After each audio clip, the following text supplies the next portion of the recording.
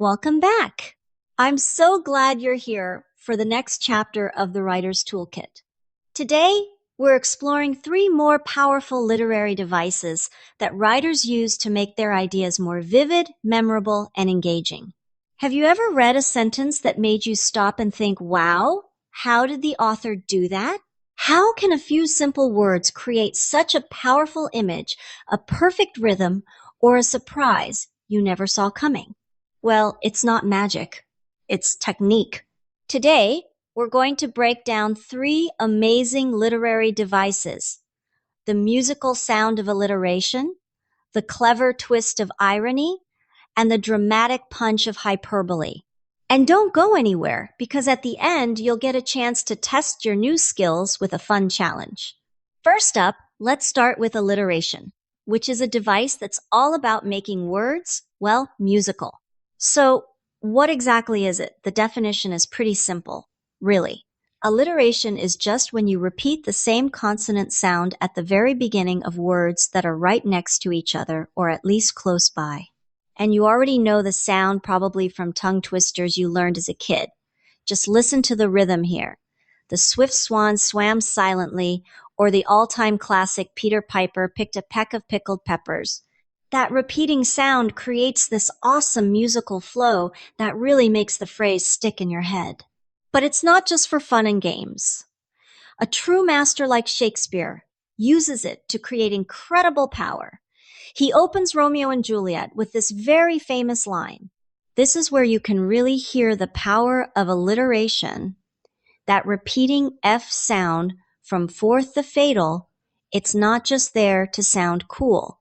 It creates a heavy, serious rhythm that makes the line feel more dramatic. It also draws your attention to the deadly conflict that will shape the entire story. Now let's move on to a literary device that creates a completely different effect: irony. Irony happens when what we expect is very different from what actually happens. And that unexpected twist is exactly what makes it so memorable. The real key to understanding irony is this: it lives in that space, that gap between what we think is going to happen and what actually does. And that gap can be really funny, or it can be used to make a much more serious point. We see this stuff in real life all the time. A fire station burning down. I mean, that's the one place you'd expect to be safe from a fire. Or imagine hearing that the world's best chef got food poisoning. The contrast between who they are and what happened to them, that's what makes it so ironic. In literature, irony can be used to create some truly profound meaning. Just take these famous lines from Samuel Taylor Coleridge's poem, The Rime of the Ancient Mariner. This is just a perfect example of what we call tragic irony. The mariner is dying of thirst while he is literally surrounded by water. He has tons of what he needs, but it's in a form he can't use. This isn't funny at all. It's a total gut punch that powerfully emphasizes how desperate he is and really how fragile we all are. Now for our third literary device, hyperbole. This is what writers use when they want to make something feel bigger, stronger, or more dramatic than it really is.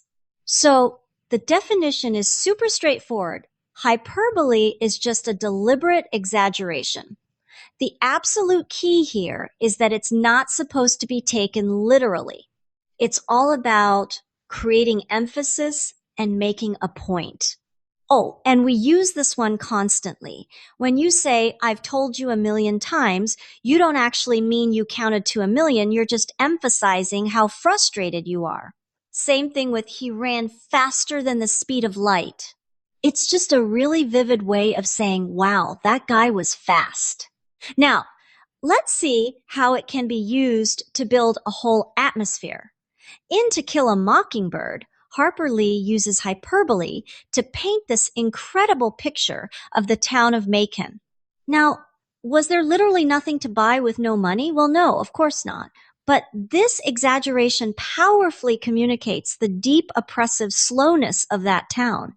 It's not about a literal lack of things to do. It's about making readers feel the town's monotony. We've explored the musical sound of alliteration, the unexpected twist of irony, and the dramatic exaggeration of hyperbole. Now it's your turn. Let's see if you can spot these literary devices in action. Okay, I'm going to read a short paragraph. Your job is to find one example of each device we've just talked about. Ready? Here we go. The bustling bakery brimmed with buttery bread, beckoning buyers. Despite the demand, the baker, famous for his endless patience, snapped at a customer he had earlier claimed he could bake enough to feed the entire city by sunrise. Go ahead and take a second to think about it. You think you got him? Okay, let's see how you did. Let's break this down. So, the alliteration is that repeating B sound right at the start. Bustling bakery brimmed. The irony, well, that's got to be the baker who's famous for his endless patience completely losing it. It's the exact opposite of what we expect from him. And the hyperbole, that's the absolutely wild claim that he could feed the entire city, a massive, massive exaggeration. So, how'd you do? And this really gets to the main takeaway here. These devices aren't just vocabulary words you memorize for a test. They are active living tools that are used by writers, speakers, and even advertisers every single day. Once you learn how to spot them, it's kind of like getting a superpower for understanding the world around you. Before we finish, I want you to think of literary devices as a kind of hidden code woven into the language all around us. They add rhythm, meaning, emotion, and so much more to the words we read every day. So I'll leave you with one question. Now that you know how to spot the code, what will you notice the next time you open a book? If you'd like more personalized feedback, writing support, and discussion sessions, they're available with me or with our selected tutors. All the details are here.